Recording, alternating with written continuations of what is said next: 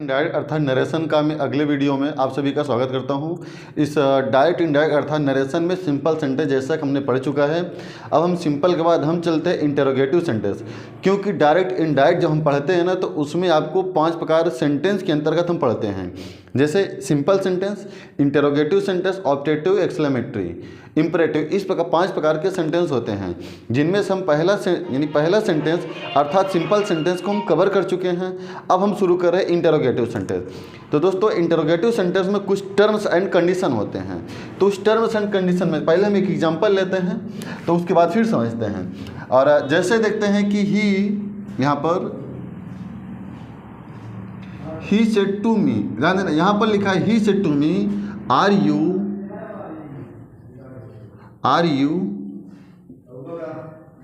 Going to market.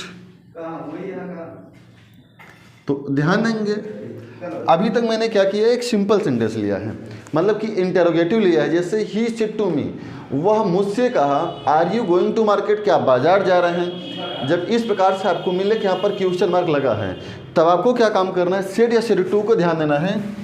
तो पहले number तो एक बात को ध्यान समझिएगा, ये जो रिपोर्टिंग वर्ब होता है, और सॉरी रिपोर्टेड स्पीच के भाव के अनुसार ये रिपोर्टिंग वर्ब चेंज होता है, इस बात को ध्यान रखें। सिंपल सेंटेंस में से यानी कि से, टेल, से को टेल में, यानी कि जैसे से तो टेल से में, तो इस प्रकार से बदलते हैं। लेकिन यहाँ से क्या आता है, इंटेरोगेटिव से क्या आता है कि भाव के अनुसार चेंज होता है। पहला कंडीशन, यदि आपका सेंटेंस, पहला नोट क्या है, यदि आपका सेंटेंस हेल्पिंग वर्ब से स्टार्ट होगा, तब वहाँ पर क्या काम करना है, सेड या सेड टू को दो चीज़ों में बदल सकते हैं। क्या होगा यहाँ पर, जैसे आस्क्ड में बदल सकते हैं या इंक्वायर्ड ऑफ में बदल सकते हैं। किसमें, इंक्वायर्ड ऑफ में बदल सकते हैं, इस प्रकार से। तो आइए हम शुरुआत करते हैं। जैसे ही है यहाँ पर, ही सेड, सॉरी तो यहाँ पर क्या रहेगा, ही आस्क्ड, क्या रखेंगे, आस्क्ड मी, फिर इसको हटाएंगे। ध्यान देना है, जब ये रिपोर्टेड स्पीच हेल्पिंग वर्ब से स्टार्ट होगा तो यहाँ पर कनेक्टिंग वर्ड के रूप में आप क्या लगाएंगे, इफ़ या वेदर का प्रयोग करेंगे। क्या लिखेंगे, इफ़ या वेदर का प्रयोग करेंगे। तो यहाँ पर हम क्या लिख देंगे, इफ़। फिर इसके बाद आप ध्यान देना है, ये जो सेंटेंस है ना, इस सेंटेंस को जब इनडायरेक्ट बनाएंगे, इस इनडायरेक्ट बनाते वक्त इस सेंटेंस को सिंपल बदल देंगे। जैसे इंटेरोगेटिव है, इसको सिंपल बनाएंगे। तो पहले ध्यान दें, जब सिंपल में यहाँ पर आ जाएगा, ठीक है। तो यू कौन सा पर्सन है, सेकंड पर्सन। सेकंड पर्सन किसके अनुसार बदलेगा, मी। अर्थात मैं एक बार फिर से यहाँ पर बताता हूँ, जैसे यस ओ एन, ये ट्रिक है, यस ओ एन बटा 123। अर्थात इसका मतलब क्या होता है, ये रिपोर्टिंग वर्ब का पार्ट होता है, और ये जो होता है रिपोर्टेड स्पीच का पार्ट होता है, ठीक है ना। अब यहाँ पर ध्यान दें, जैसे फर्स्ट पर्सन आई और वी होता है, सेकंड पर्सन यू होता है, बाकी सब थर्ड पर्सन होते हैं। तो फर्स्ट पर्सन सब्जेक्ट के अनुसार, सब्जेक्ट और ओ का मतलब ऑब्जेक्ट, सेकंड पर्सन ऑब्जेक्ट के अनुसार। ऑब्जेक्ट किसका होना चाहिए, रिपोर्टिंग वर्ब का। अर्थात यहाँ पर यू बदलेगा यानी मी के अनुसार, तो यहाँ पर क्या हो जाएगा, मी सब्जेक्ट के केस में आएगा आई। अब ध्यान देना, ये प्रेजेंट कंटिन्यूअस है, जब ये बदलेगा तो ये पास्ट कंटिन्यूअस बदल जाएगा। तो आई के साथ क्या लगेगा, आई के साथ वाज, आई वाज। अब यहाँ पर सेम वही बात आएगी, I was going to market. I hope ये एग्जाम्पल आप लोगों को समझ में आ रहा होगा। आइए हम दूसरे एग्जाम्पल लेते हैं डायरेक्ट एंड इनडायरेक्ट से। आपका ये डायरेक्ट है, तो जैसे का द टीचर सेड, अब ध्यान देना है, सेड टू द चिल्ड्रेन, अर्थात अध्यापक बच्चों से कहता है। क्या कहा कि यहाँ पर लिखते हैं, have you done your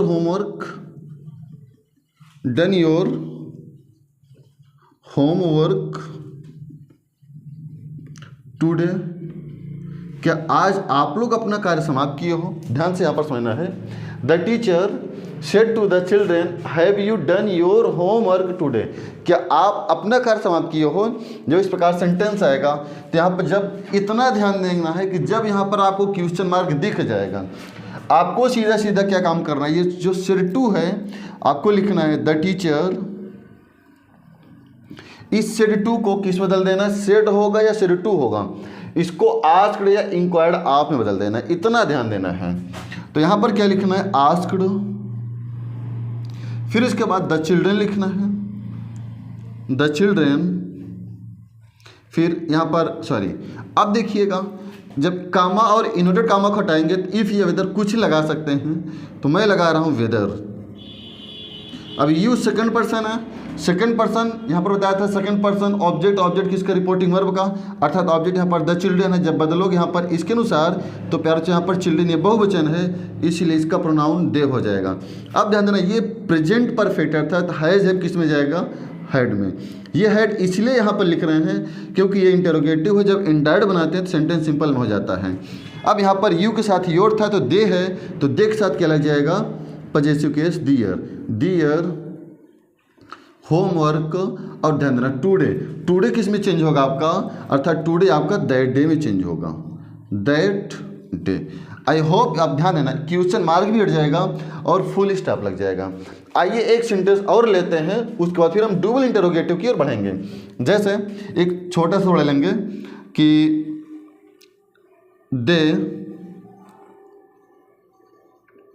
they said comma invert कामा, फिर लिखना है can you break this wild wood. इसका मतलब प्यारे बच्चों क्या होगा, वे लोग कहें कि क्या आप इस जंगली लकड़ी को तोड़ सकते हैं। तो अब ध्यान देना है यहाँ पर एक क्वेश्चन मार्क है, तो शेड होगा या शेड टू होगा, लेकिन यहाँ पर ये ऑलरेडी बदला ही जाएगा। दे शेड को बदलेंगे किस में, आस्क्ड या इंक्वायर्ड ऑफ में। ओके, अब कामा इनवर्ट कामा हटाएंगे, इफ या वेदर लगाएंगे। यू सेकंड पर्सन ऑब्जेक्ट कौन सा, ध्यान रखना अगर कोई ऑब्जेक्ट नहीं है तो आपको नहीं बदलना है। फिर यहाँ पर आपको क्या काम करना है, इसको यू को यू ही रखना है। ये ध्यान है जैसे कैन है, अगर ध्यान देना ये पास्ट है तो कैन किस में जाएगा, कुड में जाएगा। फिर यहाँ पर ब्रेक का ब्रेक ही रहेगा और दिस किस में चेंज होगा, प्यारे बच्चों दैट में चेंज होगा। फिर यहाँ पर वाइल्ड वुड रहेगा। आई होप प्यारे बच्चों यहाँ भी समझ में आ रहा, सॉरी यहाँ पर आपका आएगा फुल स्टॉप आएगा। अब उसके बाद ध्यान देना, अब हम एक लेते हैं डबल इंटरोगेटिव का एग्जाम्पल, उसमें थोड़ा सा डिफरेंट होता है। जैसे ध्यान देना है कि रहीमन, या मैं लिख रहा हूँ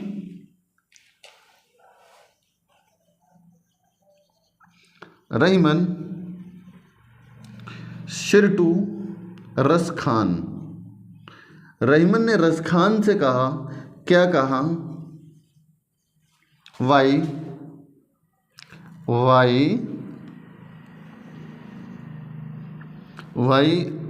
have I not been playing guitar, यहाँ लिख दे रहा हूँ टुडे। देखिए यदि आपको यहाँ पर कट रहा होगा तो इसे कोई दिक्कत नहीं, मैं लिख रहा हूँ प्लेइंग गिटार टुडे यहाँ लिखा है। देखिए यहाँ पर बहुत कुछ सब्जेक्ट वर्ब ऑब्जेक्ट ये सब चीज़ों को कोई ध्यान देने का मतलब नहीं है, केवल आपको ध्यान देना है कि ये क्वेश्चन मार्क है। अगर क्वेश्चन मार्क होगा तो शेर टू को प्यारे बच्चा को क्या करना है कि रहीमन, तो शेर टू को बदलना है आस्क्ड या इंक्वायर्ड ऑफ में। फिर उसके बाद क्या करना है, रस खान लिखना है।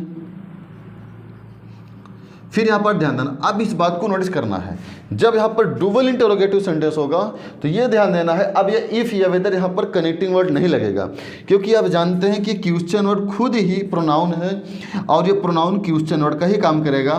तो अब आपको यहाँ पर इफ या वेदर नहीं लगाना है, उसके स्थान पर केवल जो भी क्वेश्चन वर्ड आ जाएगा यही लगाना है। तो जैसे मैं यहाँ पर क्वेश्चन वाई ही लिख दूंगा।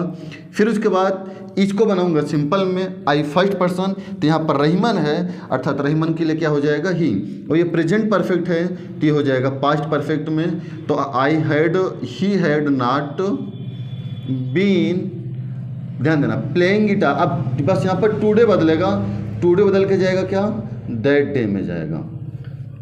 आई होप आप लोगों को यहाँ तक समझ में आ रहा होगा। ठीक है, तो यदि आपको यह समझ में आ रहा होगा तो आप कमेंट करके बताइए। इस प्रकार से डबल इंटरोगेटिव में मैं एक पार्ट और लेकर आऊँगा जिससे आपका ये श्रृंखला पूरी होगी। और ध्यान देना, ऐसे ये डायरेक्ट एंड इनडायरेक्ट जिसे नरेशन कहते हैं, ये आपको हर एग्ज़ाम में पूछे जाते हैं। ऐसा कोई एग्ज़ाम नहीं होगा कि जहाँ पर आपके ये डायरेक्ट इनडायरेक्ट ना पूछे जाते हो। केवल इतना होना चाहिए कि उसमें इंग्लिश का सिलेबस जरूर होना चाहिए बस।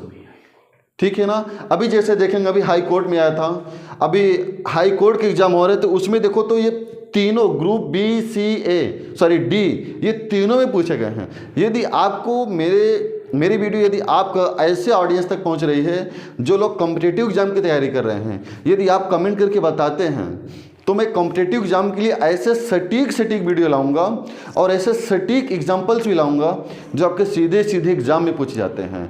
उम्मीद है कि ऐसा कंटेंट मैं बिल्कुल फ्री में यूट्यूब पर प्रोवाइड कराऊंगा। यदि आप लोग हाई स्कूल वाले बच्चे देख रहे होंगे तो आप कमेंट करके बताइए, तो आपके लिए, आपके हिसाब से, आपके लिए जैसे आपके बोर्ड एग्जाम में पूछे जाते हैं उस टाइप के क्वेश्चन लाऊंगा।